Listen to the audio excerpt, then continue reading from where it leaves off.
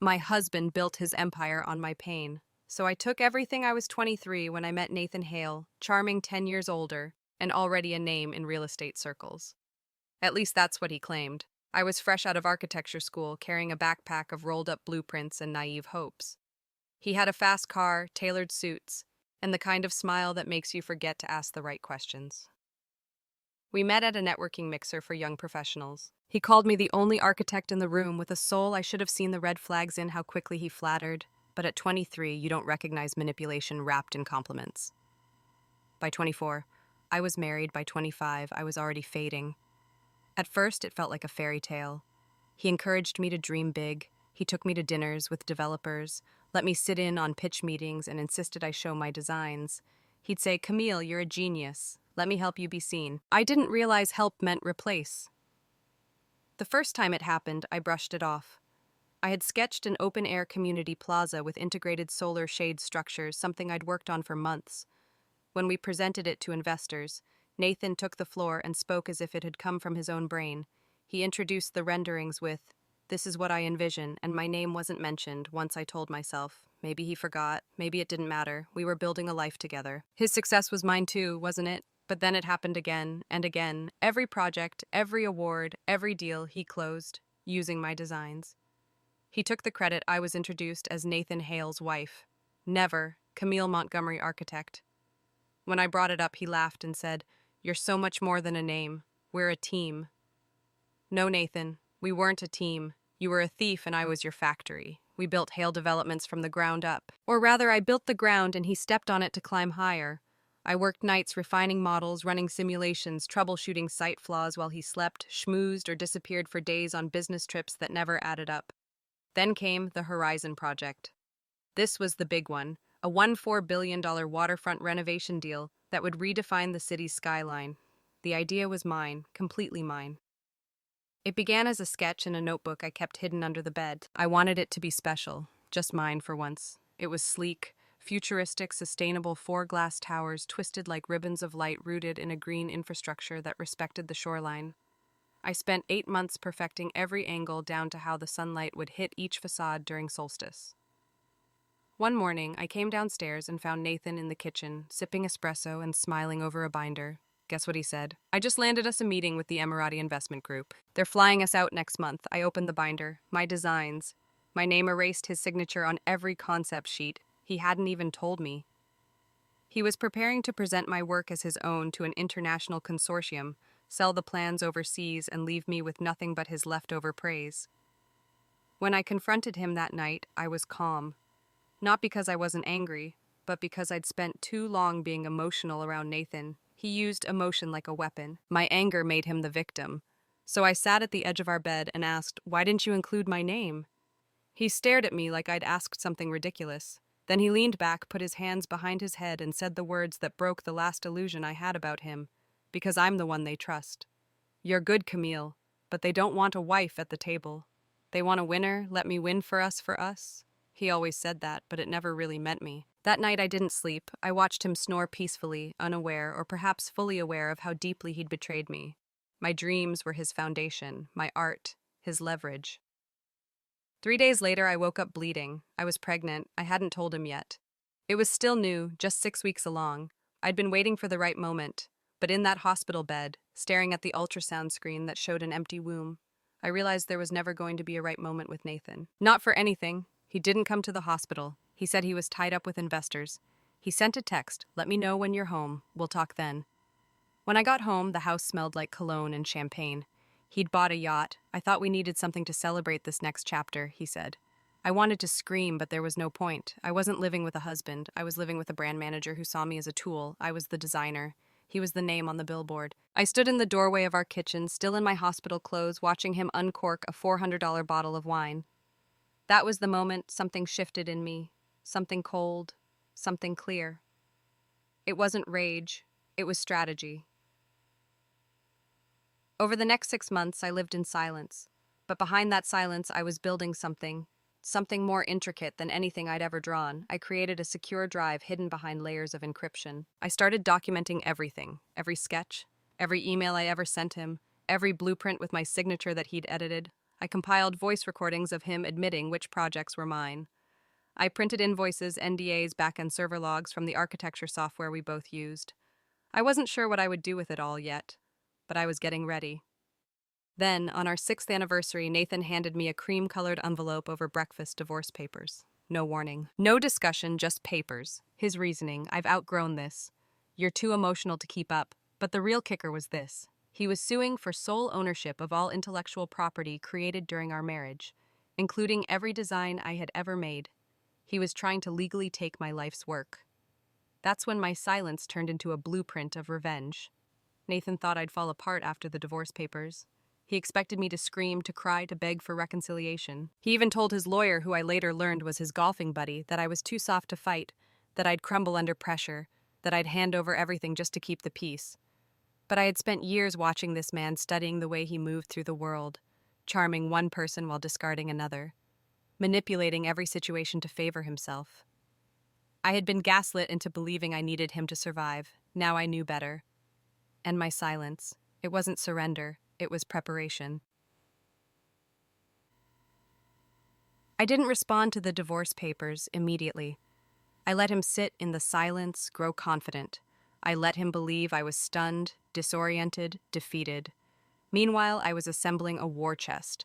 The first person I called wasn't a friend or a therapist. It was Kendra Moore, an IP attorney with a reputation so brutal in court, male CEOs whispered her name like a ghost story. We had met once at a Women in Business luncheon years ago. I remembered how she dissected a tech founder's patent case over a single cocktail napkin. I sent her a message and attached just one sample from my portfolio. The original sketch of the Horizon project timestamped a year before Nathan even saw it. She called me within 10 minutes. By the end of the week, she was my counsel of record.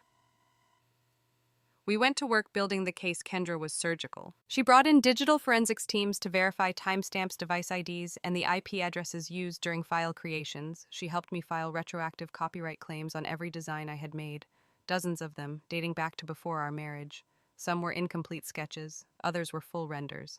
All of them bore my digital fingerprints. We also began documenting his paper trail, how he forged my name on architectural contracts, how he presented my work as his own to international investors, how he filed fake patents under Hale Developments when the designs had no legitimate origin, aside from mine. Everything was coming together. But this wasn't just about court. This was about timing. Nathan had a major gala coming up, the Horizon Project Launch Gala. A black tie event in the heart of downtown press would be there. Politicians, billionaires. It was meant to be his crowning moment. It would also be his last. In the weeks leading up to the event, I played my part. I answered none of his calls. I didn't return his emails, but I did respond to one thing, a request from his assistant to sign a minor release form related to old project files. The wording was vague and rushed. They probably assumed I was too emotionally rattled to read it carefully. I read it 3 times. Then I replied with a question. Should I have my legal team look at this before signing? The email bounced back within the hour. 10 minutes later, Nathan called. I didn't pick up. Let him sweat.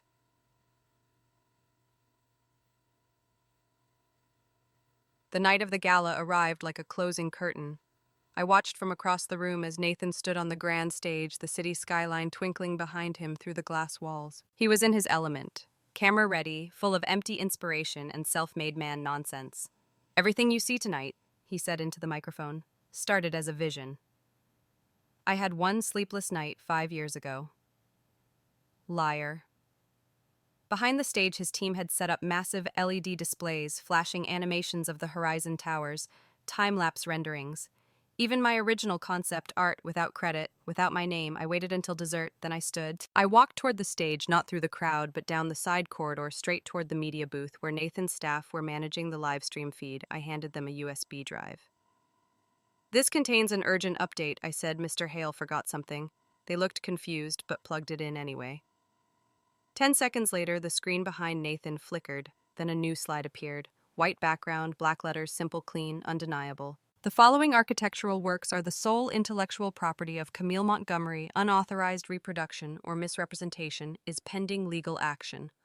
All documentation has been filed with the United States Copyright Office. The room went silent. Nathan turned. And then came the slideshow. page after page of documentation blueprints, CAD files, handwritten drafts, timestamps, and legal filings. It was all laid bare, my name stamped in the corners, my signature beside every detail. His face drained of color as the evidence scrolled behind him like a silent accusation, and then the final slide, public statement by Camille Montgomery. I built this alone, and now I reclaim it. Gasps erupted across the room. I walked out before he could speak, but I wasn't done. The next morning, my legal team sent cease and desist letters to every Hale Development partner, investor, and affiliate, using any of my designs. Kendra filed for an emergency injunction to freeze all profits related to disputed work, and we pushed for discovery rights on all internal communications. And we leaked one final document to the press, a voice recording Nathan's voice, calm, smug. She's good, but no one's going to care who drew the lines. I'm the name, I'm the closer. She's just the hand. The backlash was instant. Hashtags spread. News anchors debated it live. Architects and designers across the country rallied behind me. Suddenly, I wasn't a forgotten wife. I was a stolen voice demanding to be heard. And Nathan. Nathan tried to control the narrative, but by then it wasn't his story anymore, it was mine. The morning after the gala, Nathan tried to call me 12 times. I didn't answer. He sent 4 emails, each one more frantic than the last. We need to talk. Let's settle this. You're making a mistake, and finally you'll ruin everything we built. That word didn't mean what it used to. It was just a hollow syllable now, like the empty speeches he gave, the fake smiles he wore, the lies he told investors to the public to me. But I wasn't trying to ruin what we built. I was trying to take it back, and I was just getting started. Within 48 hours, 3 major investors pulled out of Hale Developments. Not because I asked them to, because they Googled, because their inboxes were filled with forwarded articles, legal documents, side-by-side blueprint comparisons with my signature clearly displayed. The public sentiment had shifted fast, and once the tide turned, it didn't stop. Architectural blogs picked up the story first, then industry podcasts, then national news outlets, the ghost designer of the skyline. They called me the woman behind the man. I hated those headlines, but I understood their power. People were finally hearing my name, and Nathan was panicking. He went live on social media, holding a press conference in his own penthouse. He wore his usual navy suit and desperate charm. I just want to say, he said into the camera, this was a misunderstanding. Camille and I worked together for years. There's no theft, there's partnership. Any errors in attribution were internal miscommunications, not intentional deception. He paused, practiced, and polished. I still have immense respect for Camille as a designer. I hope she'll come to the table so we can resolve this amicably. Then came the fatal mistake. He smirked. That damn smirk. The same one he used when he took my ideas and smiled through my fury. The internet didn't miss it. The next wave wasn't mine, it was public. Former interns came forward. So did 2 junior architects who'd worked under him. Both women, both with eerily similar stories. One described how she'd watched Nathan tear the title block off her renderings and stamp his own. Another posted email threads showing how she was pushed out of a project after voicing concerns about attribution clarity. He couldn't bury them all. He tried. Oh, he tried. Legal threats, PR statements, carefully worded rebuttals. But it was too late. The public had seen behind the curtain. And I was ready for phase 2. Kendra filed a full civil suit in federal court accusing Nathan and Hale Developments of intellectual property theft, fraudulent misrepresentation, breach of fiduciary duty, and emotional abuse tied to professional coercion. But that wasn't even the biggest blow.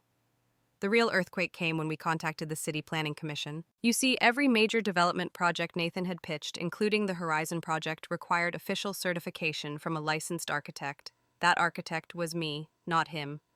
And now I was revoking my signature under state law. If a project's certification is challenged by its creator, and proven to be falsified or misrepresented, it can be shut down. Kendra sent the paperwork. The city had no choice. Within 2 weeks, the Horizon project was placed under regulatory review, pending full investigation. Construction halted, investors pulled out. The skyline. Nathan once bragged would carry his legacy, now sat frozen, unfinished steel frames, silent cranes, and for sale signs. The empire he stole was now crumbling brick by brick. I didn't celebrate, not yet, because for me, this wasn't about revenge. Not entirely, it was about dignity, about truth. about reclaiming the years I'd spent erasing myself so he could shine. But still, there was one more piece left. I had kept it quiet, tucked away, waiting, a final card to play when the time was right. Do you remember the yacht Nathan bought the day I lost our baby?